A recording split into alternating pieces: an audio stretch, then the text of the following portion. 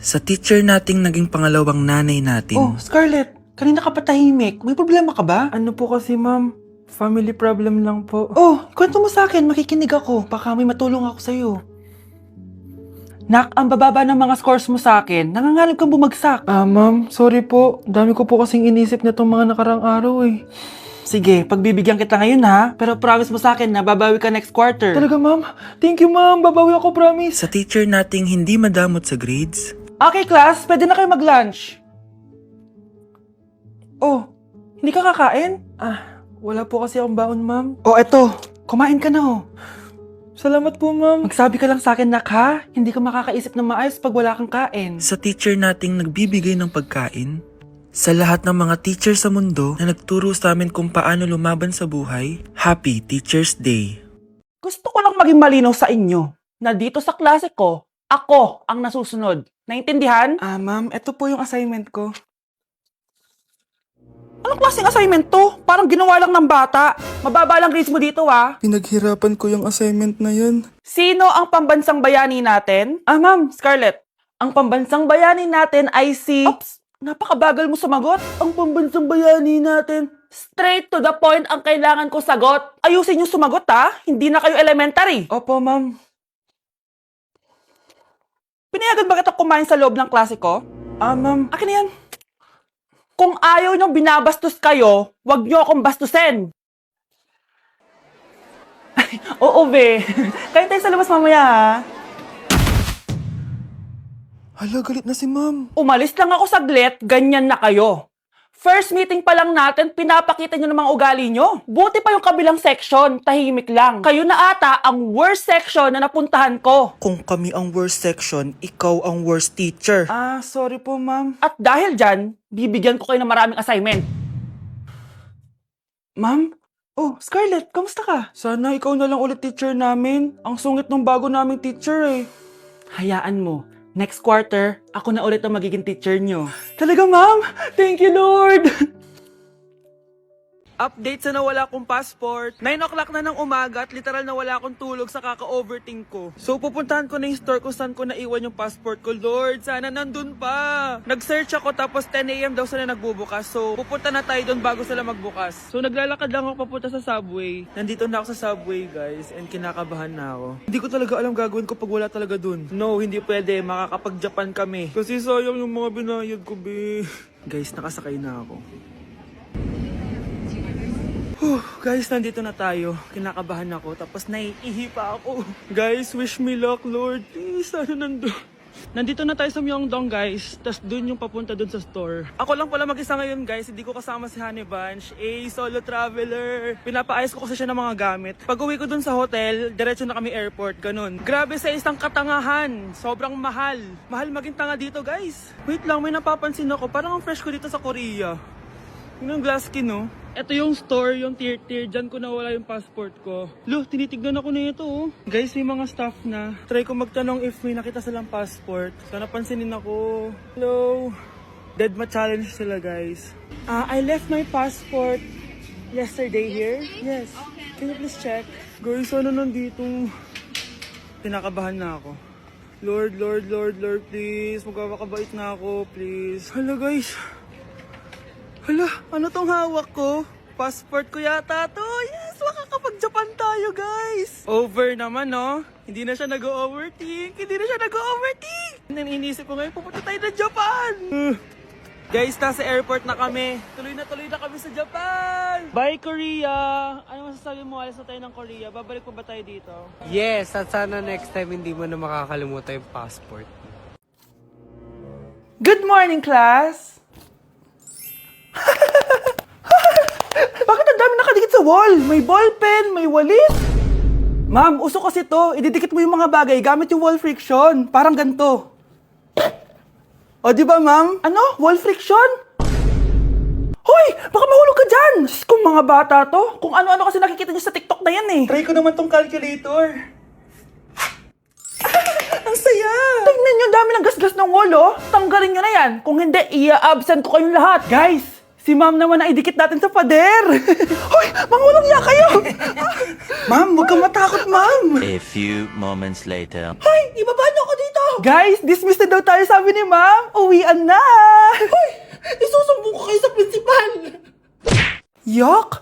Ang cheap naman ng uniform nila. Mukhang maasim. Walang class. 2025 na Android pa din ang cellphone. Kahit siguro Messenger naglalag dyan. Ang ganda nga ng uniform. Ang sasama naman ng ugali. Naka-iPhone ka nga. Talo ka pa din naman sa ML. Ipabuhat yarn. Ang baho siguro ng classroom nila, no? Tapos nag-aagawan pa sa electric fan. Kasi wala naman silang aircon. Feel ko pinapalo sila ng teacher nila kapag nagkakamali sila. Ang boring siguro sa classroom nila. Mas masaya pa rin talaga sa public school, no? Balita ko, mga korap mga magulang niyan. Kaya madaming pera. May araw din kayo, men. Nakatikim na kaya sila ng steak? Feel ko hindi nila afford. Nakatikim na kayo ng pagmamahal sa magulang? Oh, sa pool! How dare you? Isang pitik ko lang, tumba ka na. Pipitik ka pa lang, tumba ka na. Tara na nga. Okay, class, kamusta New Year nyo? Aba, ba't wala pumasok? Oh, tama naman, January 5. Ma'am, present. Oh, Scarlett, pati ko lang pumasok, ha?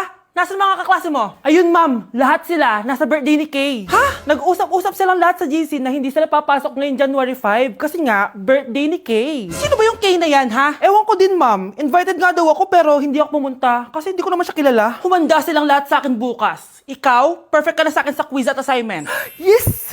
Buti na lang, hindi ako pumunta sa birthday nung Kay na yun. Hello, class! Ay, good morning, ma'am. Walang good sa morning!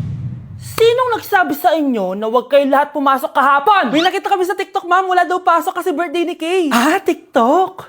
Mas naniniwala kayo doon kesa sa akin? Nag-announce ba ako? Lahat kayo, ia-absent ko at ibabagsak ko sa quiz. Si Scarlett lang ang may grade dahil siya lang ang nandito kahapon. Ayan, buti nga sa inyo. Ano, nag-enjoy ba kayo sa birthday ni Kay? Birthday ni Kay! Birthday ni Kay! Eh di happy birthday! Sino ba kasi yung Kay na yan, ha? Ako, si Kay. Hala, nandyan na siya. May problema ba kayo sa pagpunta nila sa birthday ko? Dahil hindi kayo pumunta sa birthday ko, mamalasin kayo ngayong 2026. Ha? Sa akin dapat yung 2026 eh! Hindi! Hindi! Hindi! Eating only 7-Eleven for a day. Let's go! Ano ba gising na magkukontent ka? Patayo na dyan. Ala. Good morning, guys! So, ginising ako agad nga ni Bunch. 11 a.m. na. So, magbe-breakfast tayo. Alam niyo na kung saan. Papunta na kami. And yung 7-Eleven dito, guys, sobrang layo. Like, sa kabilang barangay pa. Hulaan niyo kung nasan ako. Nasa isang branch ako na binigay sa akin ni Daddy. Thank you, taxpayers! Wow, ang daming choices, oh. Umagang-umaga, samgyup sa lagad. Ano yan? Balik mo yan. Ano na naman to? Bayaran mo to, ah. Sabi di ba breakfast lang? Parang mag-fiesta na tayo dito, eh. Let's eat! So, itry na natin tong spam musubi. Yan.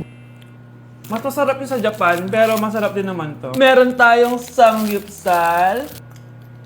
Oh! Baho, ah. Wow, ah. Next is lasagna! Favorite ko yan. Masarap siya, guys. Mantikan ko na makalimutan itong matcha latte from Chingu.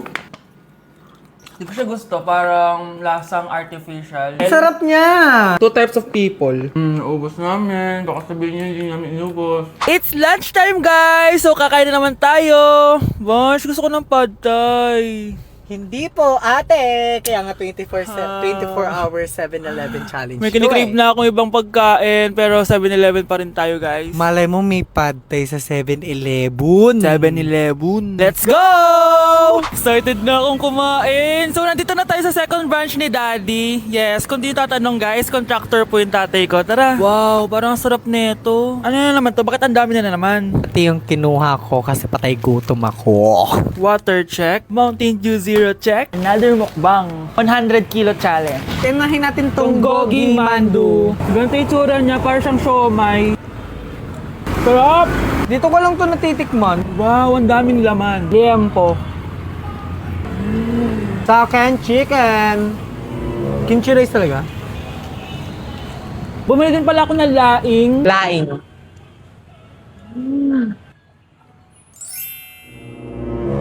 Hindi ko siya bet. For the dessert, May dessert pa? busog na naman! Next Kaya stop, naman- next stop na namin is dinner! It's dinner time! So, it's 7:17 na ng gabi and medyo nagugutom na tong tao na to. Saan kaya tayo kakain? Ayan, saan pa ba? May sisig, oh. Let's eat this. Guys, may Bicol Express. Okay, mukbang na naman. Kuya, pabili nito lahat. Okay guys, mag-haul na naman tayo, no? Tara! Guys, una natin titikman nitong chicken fillet nila. Parang, Parang family chicken nga. Sarap. ano natin ng bulgagi.